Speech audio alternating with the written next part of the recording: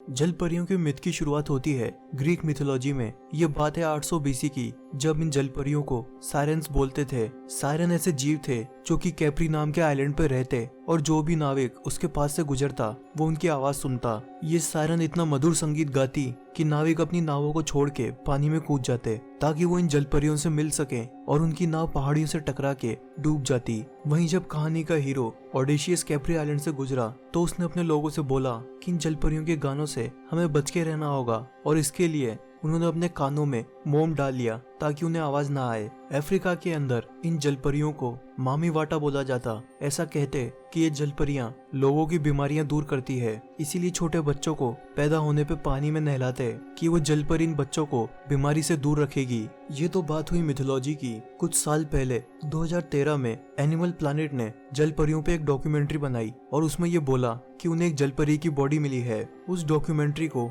बहुत सारे लोगों ने देखा और मान लिया कि जलपरियां वाकई में होती है। लेकिन कुछ दिन बाद जब कंट्रोवर्सी हुई तो उन्हीं डॉक्यूमेंट्री बनाने वालों ने बोला कि ये सब झूठ था। इसी तरह सन 1842 में पीटी बार्नम ने अपने सर्कस में एक जलपरी को दिखा के बहुत सारे पैसे कमाए जो उसे यात्रा के दौरान समुद्र में मिली। लेकिन ये जलपरी नहीं थी। पीटी बार्नम ने एक बंदर के शरीर को लेके मछली की पूंछ से सिल दिया। यहाँ तक कि क्रिस्टोफर कोलंबस ने भी अपनी डायरी में लिखा कि उन्होंने जलपरी देखी है। क्रिस्टोफर कोलंबस वही शख्स थे जिन्होंने अमेरिका की खोज की थी। ये बात 1493 की है। उस समय वो लोग समुद्र से यात्रा करते थे और इन्हीं यात्राओं के दौरान कोलंबस ने कई बार जलपरी देखने का जिक्र किया। अब आते हैं जलपरियों की सच्चाई पे। विशेषज्ञों की माने तो उनके हिसाब से बहुत सारे नाविकों ने ड्यूगोंग नाम के जानवर को देखा होगा। इसके हाथ इंसान के हाथ जैसे लगते और इसकी पूंछ एकदम जलपरी की तरह होती। इसकी आराम से 10 फीट की लंबाई होती है, जिसे दूर से देख के एकदम इंसान जैसी छवि लगती है।